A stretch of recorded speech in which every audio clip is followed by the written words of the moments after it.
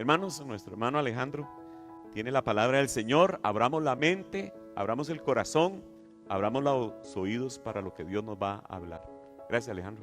Gracias, pastor. Buenos días, hermanos. El 13 de agosto del año 1993 se estrenó en Estados Unidos una película que creo que algunos de ustedes ya tienen que haberla visto. Si no la han visto, se la recomiendo, no se las voy a quemar aquí. Se llama El Jardín Secreto. No sé si lo han visto ustedes esa película. No es muy popular, pero es una película preciosa. El argumento se trata de una niña de padres británicos que nació en India y sus padres mueren en un terremoto. Ahí veo que me hacen la cabeza así, ya la vio. Sus padres mueren en un terremoto y la niña se ve obligada a viajar a Inglaterra a vivir con su tío político, que era el único familiar que tenía, que había sido el esposo de la hermana de su mamá, hermana gemela. Esta señora había muerto 10 años atrás. El señor, a raíz de esa muerte, no lo pudo superar, vivió en una depresión terrible, era una persona que se volvió huraño, distante, multimillonario, tenía una mansión de más de 100 habitaciones, unos terrenos gigantescos, y la chiquita llegó ahí sola, y sola se quedó, porque el señor evitaba el contacto con la gente. En sus recorridos por los terrenos encontró un jardín secreto, un jardín que estaba cerrado, lleno de maleza, abandonado, de 10 años de estar abandonado. Encuentra la llave, la chiquilla, y se mete ahí. Se hace amiga de el hermano de uno de los sirvientes de la casa y además ayuda a su primito que estaba enfermo. Y entre los tres encontraron en el jardín secreto un lugar donde encontrarse, un lugar donde crecer como amigos, un lugar donde se conocieron, un lugar donde sanaron, un lugar donde dejaban volar la imaginación. Y Jesús tuvo ese lugar secreto. Se llamó el huerto de Getsemaní. El huerto de Getsemaní es un jardín que está en una de las laderas del Monte de los Olivos. El nombre Getsemaní en hebreo significa prensa de aceite. Probablemente era un lugar donde en ese huerto, en ese jardín, había una prensa para exprimir las aceitunas y producir aceite de oliva. Por eso es que se llamaba el huerto de Getsemaní, que estaba en el Monte de los Olivos. Los olivos era porque era un lugar lleno de árboles de olivo. Y ese lugar, cuenta la Biblia, en varias partes podemos leer que era ese jardín secreto donde Jesús pasaba mucho de su tiempo cuando estaba en Jerusalén acompañado de sus discípulos. No me puedo imaginar el tiempo tan hermoso de los discípulos con Jesús a solas en ese jardín en las noches, conociéndose, hablándose, Dios hombre enseñándoles cómo es el reino del cielo. Ese jardín secreto es el huerto de Getsemaní, y ese jardín secreto se convierte en el escenario del pasaje que hoy quiero compartir con ustedes. Si tienen ustedes su Biblia a mano, les agradecería mucho que abran Marcos 14, de los versículos 32 al 42. No lo lean todavía porque vamos a ir desmenuzándolo juntos. Este pasaje, el que vamos a estudiar hoy, aparece en los 4 evangelios. Aparece en los 3 evangelios sinópticos y también Juan lo relata en su evangelio. Eso nos permite tener una visión más amplia de los detalles de lo que ocurrió esa noche en ese huerto. La ventaja de los evangelios sinópticos es que nos permiten tener un mayor espectro de detalles que si solo ocurriera en un solo evangelio. Cada evangelista lo narra, lo relata, dándole énfasis a algunos puntos que él quiere resaltar. Esos son los sinópticos, pero Juan también narra este mismo episodio en su evangelio. Así que el texto base en el que nos vamos a estudiar hoy en la mañana es Marcos, pero voy a ir sacando de los otros sinópticos y de Juan algunos detalles que nos complementen la historia que hoy vamos a estudiar. Así que el huerto de Getsemaní es ese jardín secreto de Jesús y sus discípulos. Se convierte en el escenario del momento más angustiante de la vida de Jesús. Es el lugar donde se desarrolla la batalla final contra el pecado. Esa batalla final contra el pecado es una obra en 2 actos. El primer acto ocurre aquí en Getsemaní, donde el Señor decide, acepta ir a la cruz. Y el segundo acto ocurre en el Gólgota, donde el Señor materializa la decisión que tomó en Getsemaní. Así que el huerto de Getsemaní es el escenario de este pasaje tan hermoso. Este es un pasaje teológicamente muy profundo. No es un pasaje doctrinal. Aquí no vamos a aprender doctrina. Aquí vamos a conocer a Jesús. Este pasaje teológico nos va a enseñar, nos va a desnudar el corazón de Jesús. Y yo estoy seguro y espero que así sea, y el Espíritu Santo así lo permita, que al final de esta charla nuestra adoración al Señor tenga una dimensión distinta. Veamos realmente qué es lo que estamos adorando, lo entendamos con la mente y lo vivamos con el corazón. Empecemos leyendo el primer versículo, el 32, dice así, el 32. El 32, dice así: fueron al huerto de olivos llamado Getsemaní, y Jesús dijo: siéntense aquí mientras yo voy a orar. Les voy a ubicar esta narración, este evento, en su contexto. Jesús acababa de terminar la última cena con sus discípulos. Ya Judas se había ido a traicionar a Jesús. Solo estaban Jesús y 11 discípulos después de la última cena. Terminando la última cena, Jesús se dirige al Monte de los Olivos, al huerto de Getsemaní, y ahí es donde se narra este episodio que vamos a estudiar hoy. Así que, con solo este primer versículo, Jesús nos está enseñando qué es lo que tenemos que hacer nosotros cuando estemos enfrentando una situación muy angustiante. Dijo, fueron al huerto de los olivos llamado Getsemaní. Si usted está enfrentando una situación angustiante, una situación que lo paraliza, una situación que genera miedo, terror, angustia, preocupación extrema, lo primero que tiene que hacer es busque su huerto de Getsemaní. Aléjese de la circunstancia. Busque un lugar en paz donde usted pueda estar tranquilo y orar. Si usted tiene dificultades, ore, pero trate de separarse un poco de las circunstancias que lo están atormentando. Váyase a un lugar tranquilo donde usted pueda en paz entablar una conversación cara a cara con Dios. Eso fue lo que hizo Jesús. Jesús sabía que iba a ser entregado esa noche por Judas. Se lo había cantado horas antes y le dijo: lo que vayas a hacer, hazlo pronto. Y Judas ya no estaba con él. Así que Jesús sabía que esa noche iba a ser entregado. Y Jesús lo que hizo fue retirarse a su lugar secreto, retirarse a su cuarto de guerra, donde tantas horas había compartido con sus discípulos y en relación con Dios, para orar. Santiago resume esto muy bien en su carta. Santiago en el capítulo 5, en el versículo 13 de su carta, Santiago nos dice: ¿alguno de ustedes está pasando por dificultades? Que ore. Ese es el versículo que da sustento a lo que les estoy diciendo. Sigamos leyendo. En el versículo 33 dice así.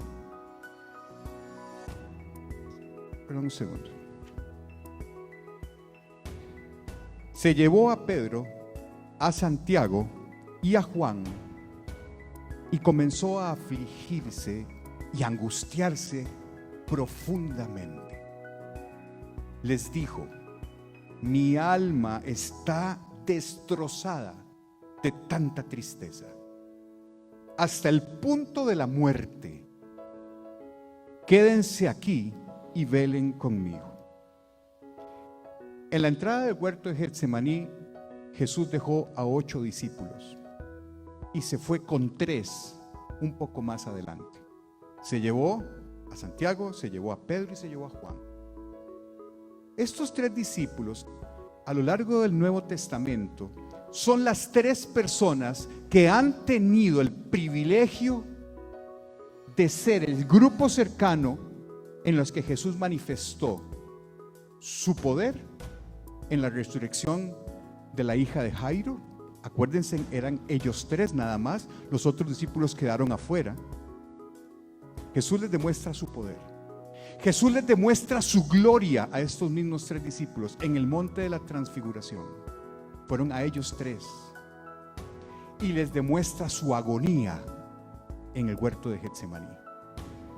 Estos 3 momentos claves de la vida de Jesús fueron vividos en primera persona por Pedro, por Juan y por Santiago.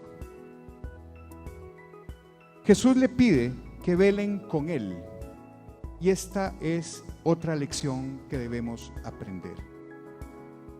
Cuando usted esté pasando una situación angustiante como la que está viviendo Jesús, busque personas que se comprometan en oración con usted. No se aísle. Si usted se aísla, es presa del enemigo.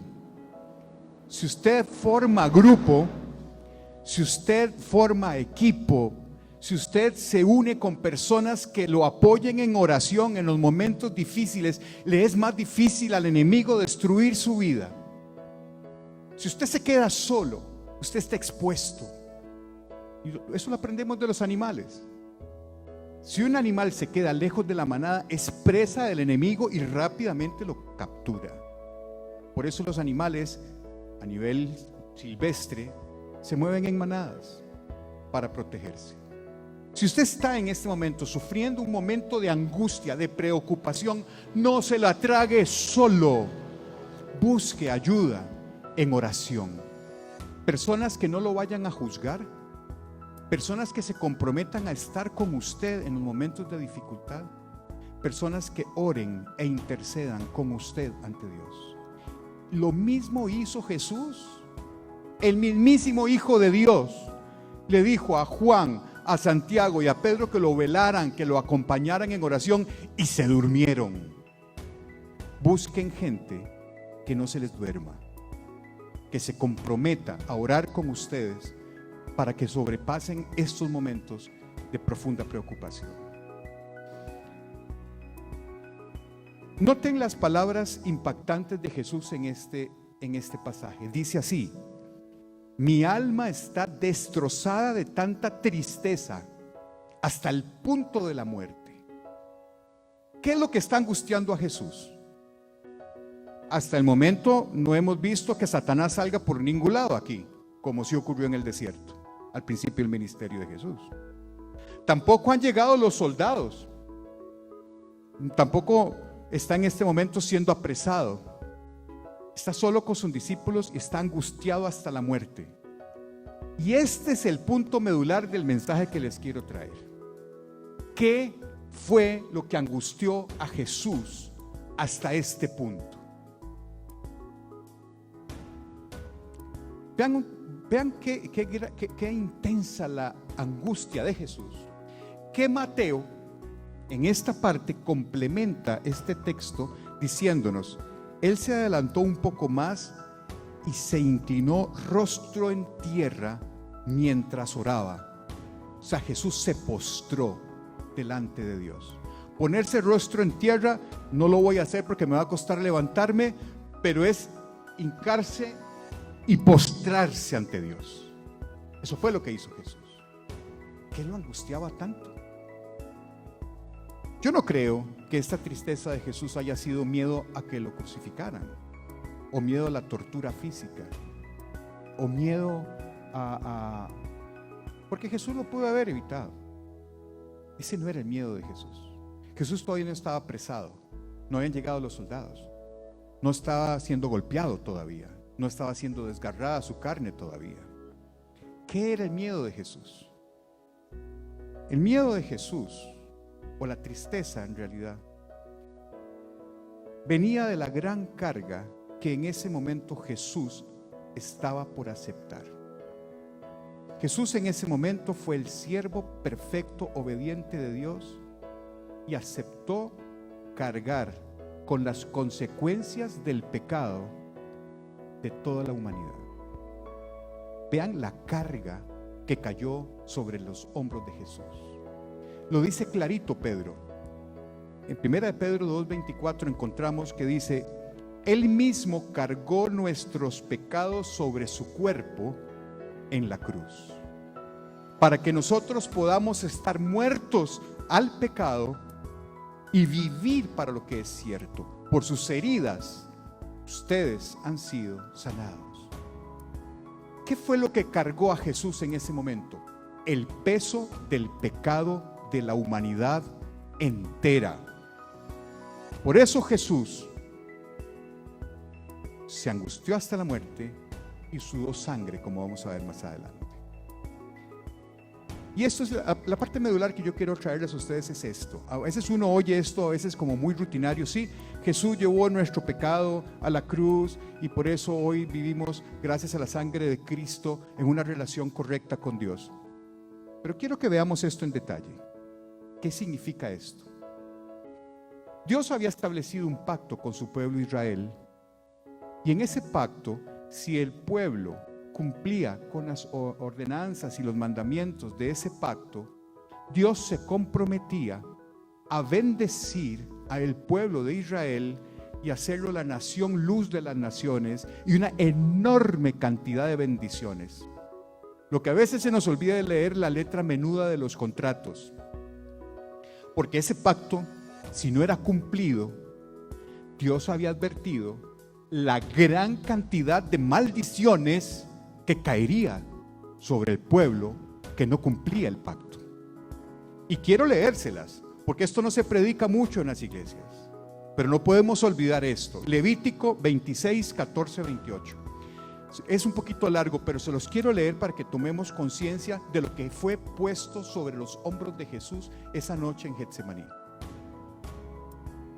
Sin embargo, dice Dios, si no me escuchan ni obedecen estos mandamientos, y si rompen mi pacto al rechazar mis decretos, al tratar mis ordenanzas con desprecio y al rehusar obedecer mis mandamientos, yo los castigaré. Traeré sobre ustedes terrores repentinos, enfermedades debilitantes y altas fiebres que harán que sus ojos fallen y que su vida se consuma poco a poco. Sembrarán sus cosechas en vano, porque sus enemigos se las comerán. Me volveré contra ustedes y sus enemigos los derrotarán. Aquellos quienes los odian los gobernarán, y ustedes huirán aun cuando nadie los esté persiguiendo. Y si a pesar de todo esto todavía me desobedecen, los castigaré 7 veces por sus pecados. Quebrantaré su espíritu orgulloso al hacer que el cielo sea tan rígido como el hierro y la tierra tan dura como el bronce. Todo su trabajo será en vano, porque la tierra no dará cosechas y los árboles no producirán fruto. Si aún así permanecen hostiles conmigo y rehúsan obedecerme, aumentaré 7 veces el desastre a causa de sus pecados. Enviaré animales salvajes que los privarán de sus hijos y destruirán su ganado. Ustedes disminuirán en número y sus caminos quedarán desiertos. Y si todavía no aprenden la lección y continúan con hostilidad hacia mí, entonces yo mismo seré hostil con ustedes, dice el Señor. Y los castigaré 7 veces. Ya la tercera vez que dice Dios 7 veces que los va a castigar. Con calamidades por sus pecados.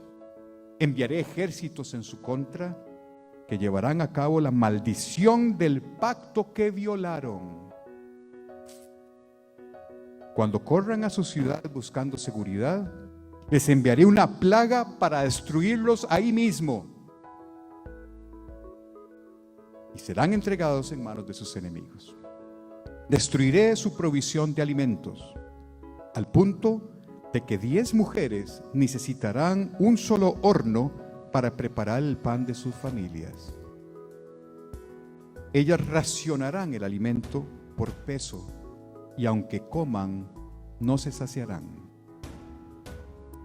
Si a pesar de todo esto, dice el Señor, todavía rehúsan escuchar y aún permanecen hostiles hacia mí, entonces yo descargaré toda mi hostilidad. Yo mismo castigaré 7 veces por sus pecados. Vean la gravedad de la desobediencia al pacto y las consecuencias que el pueblo estaba sufriendo por haber abandonado y no haber obedecido el pacto que había hecho con Dios. Esta ira de Dios, estos 7 veces te castigaré por tus pecados, estas tragedias que están detalladas en Levítico, que fue la palabra de Dios a Moisés, fueron las que Jesús cargó y aceptó cargar en Getsemaní para pagar el precio del pecado. Eso fue lo que hizo Jesús. Por eso Jesús estaba angustiado, porque el que no fue pecado, el hombre perfecto, Dios hecho hombre, se hizo pecado y maldición para que nosotros no sufriéramos esas consecuencias. ¿Se dan cuenta de lo que Jesús hizo esa noche en Getsemaní? Jesús aceptó toda esa carga de pecado sobre él y la clavó en la cruz. Y su sangre derramada ahí es el detergente perfecto para quitar de nosotros el pecado que nos mantenía alejado de Dios. ¿Ven la importancia de la noche en Getsemaní? Isaías lo dijo precioso 1500 años antes. Todo esto que les estoy contando, que pasó en la noche de Getsemaní, Isaías lo había profetizado 1500 años antes de que esto pasara. Y lo dice hermosísimo, en una poesía hebrea preciosa, que dice así: todos nosotros nos hemos extraviado como ovejas. Hemos dejado los caminos de Dios para seguir los nuestros. Sin embargo, el Señor puso sobre él los pecados de todos nosotros. Fue oprimido y tratado con crueldad. Sin embargo, no dijo ni una sola palabra. Como cordero, fue llevado al matadero. Y como oveja en silencio ante sus trasquiladores, no abrió su boca. Al ser condenado injustamente, se lo llevaron. Y a nadie le importó que muriera sin descendientes, ni que le quitaran la vida a mitad de camino. Pero lo hirieron de muerte por la rebelión de mi pueblo. Él no había hecho nada malo y jamás había engañado a nadie, pero fue enterrado como un criminal. Fue puesto en la tumba de un hombre rico. Formaba parte del buen plan del Señor aplastarlo y causarle dolor. Sin embargo, cuando su vida fue entregada en ofrenda por el pecado, este sin embargo es maravilloso. Sin embargo, cuando su vida fue entregada por nuestro pecado, tendrá muchos descendientes, disfrutará de una larga vida y en sus manos el buen plan del Señor prosperará. Cuando vea todo lo que logró mediante su angustia, quedará satisfecho. Y a causa de lo que sufrió, mi siervo justo hará posible que muchos, ustedes y yo, sean contados entre los justos, porque Él cargará con el pecado de todos ellos. Eso ocurrió, esto fue escrito 1500 años antes de que Cristo hiciera lo que hizo. Así que la pasión de Jesús no empezó en el patio de Pilatos. La pasión de Jesús empezó en Getsemaní, donde Él, como un siervo perfecto de Dios, aceptó ser el cordero inmolado, sin mancha alguna, sin pecado, siendo Dios hecho hombre, cargó sobre Él los pecados de todos. Así que cuando hablemos de la pasión de Cristo, no hablemos únicamente de los latigazos en el patio trasero de Pilatos. La pasión de Cristo empieza en el primer acto, en Getsemaní. Ese precio que pagó Cristo, nosotros no lo hubiéramos pagado nunca. Así que Cristo empezó a sentirse profundamente triste, angustiado hasta el punto de muerte, dice la palabra. Porque es tan grave el pecado a los ojos de Dios que la única forma de que se podía cumplir el plan maravilloso de Dios de restaurar la creación y restaurar la humanidad era a través de la sangre de Jesús. No podía haber otra cosa. No hay otra solución. Dice Pablo, pues Dios hizo que Cristo, quien nunca pecó, fuera la ofrenda por nuestro pecado, para que nosotros pudiéramos estar en una relación correcta con Dios por medio de Cristo. Leamos lo que sigue, lo que pasa, sigamos con la narración. Vamos al versículo 35. Dice así: se adelantó un poco y cayó en tierra. Pidió en oración que si fuera posible pasara de él la horrible hora que lo esperaba. Abba Padre, clamó, ¿todo es posible para ti? Te pido que quites esta copa de sufrimiento de mí.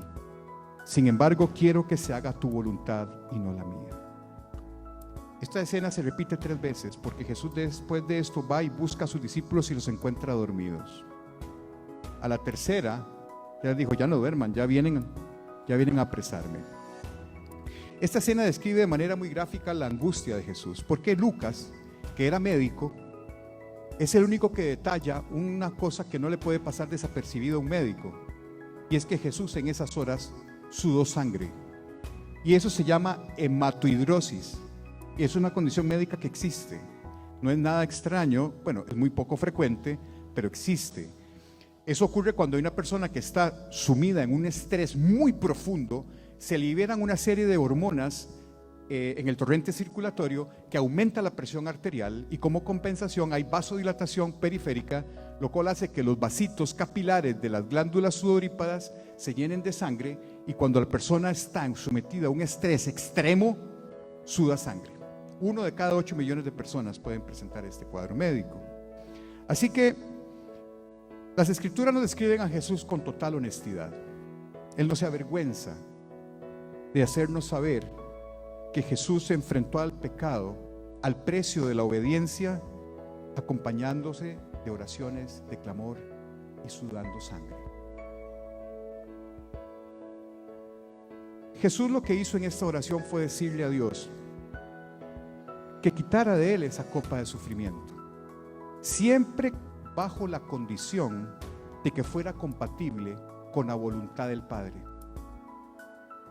Jesús lo que le dijo es: si existe alguna otra manera de salvar a la humanidad y que no tenga que yo subir a la cruz, está bien, pero si no la hay, hágase tu voluntad y no la mía. Y esa es la cuarta lección que Jesús nos da. Cuando nosotros estemos pasando una situación de dificultad tremenda, ore a Dios y pídale que se haga su voluntad en su vida, que siempre es buena, perfecta y agradable. Yo quiero, ya para terminar, hacer 2 cosas. Una es, Después de conocer esto que hizo Jesús, ¿no notan ustedes lo inútil, lo fútil que resulta tratar de que por nuestros propios medios, sin Jesús, logremos establecer una relación con Dios? Es inútil.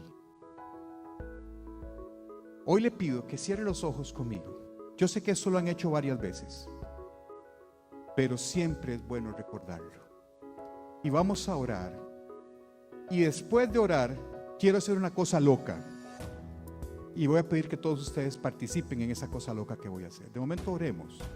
Muy corto, muy sencillo, y es decirle: Señor Jesús, te doy gracias, Padre, porque hoy entiendo el sacrificio que hiciste al entregar tu vida a cambio de la nuestra, para que tu sangre limpie en mi pecado y pueda tener una correcta relación con Dios. Gracias porque diste tu vida por la mía. Y hoy abro mi corazón y te digo: Padre, te entrego mi vida. Entra en mi vida y límpiame con tu sangre, Señor. Hazme tener una correcta relación con Dios y anota mi nombre en el libro de la vida. En el nombre de Cristo Jesús. Amén. Quiero terminar con una cosa loca, pero quiero que me ayuden ustedes. Yo no sé si ustedes pueden darse cuenta de lo que significa ahora adorar a Jesús. Pues vamos a adorarlo con una canción. La voy a cantar, pero quiero que la canten conmigo. Espero que la letra salga en los parlantes, en las pantallas. Si no se la saben, ahí está la letra. Si no se saben la música, la inventan. Pero quiero oír a la iglesia alabar a Dios esta mañana, después de haber entendido lo que Jesús hizo por nosotros en el huerto de Getsemaní esa noche.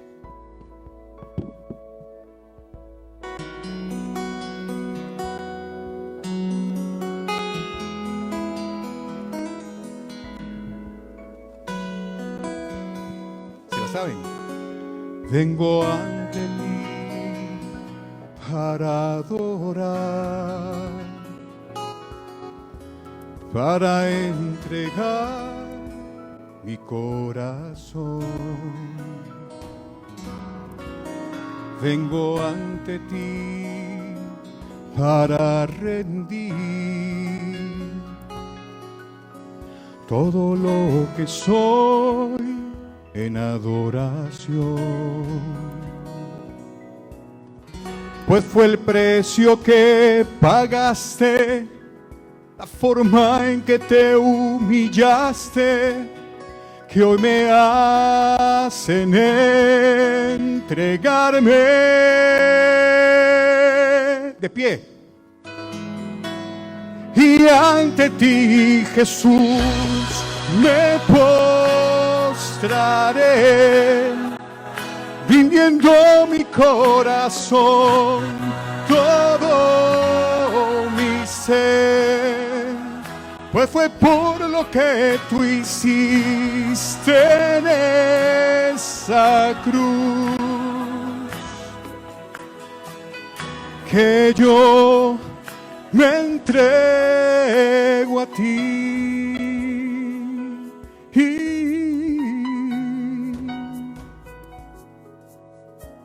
Se repite lo primero, así que ya se la saben. Los quiero oír. Adoremos al Señor. Vengo ante ti para adorar, para entregar mi corazón. Vengo ante ti para rendir todo lo que soy en adoración.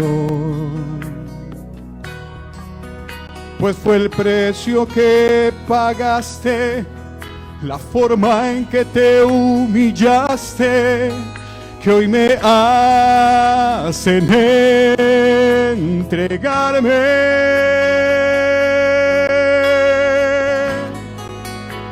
Y ante ti, Jesús, me postraré.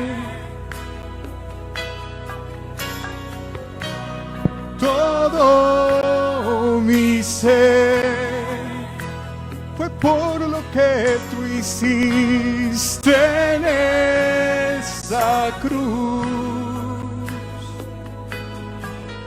que yo me entrego a ti y ante ti, Jesús,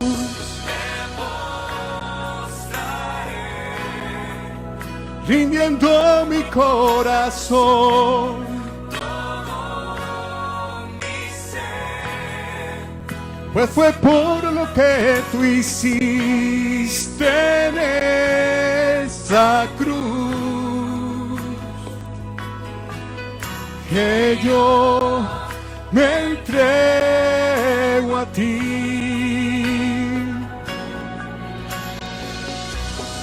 me postraré, rindiendo mi corazón, todo mi ser, pues fue por lo que tú hiciste en esa cruz, que yo me entrego a ti. Dígalo conmigo. Que yo me entrego a ti. Otra vez. Que yo me entrego a ti. Que el Señor los bendiga. Si vamos a aplaudir, aplaudámosle a Jesús. Fuerte, que se oiga en todo San Francisco. Gloria a Dios.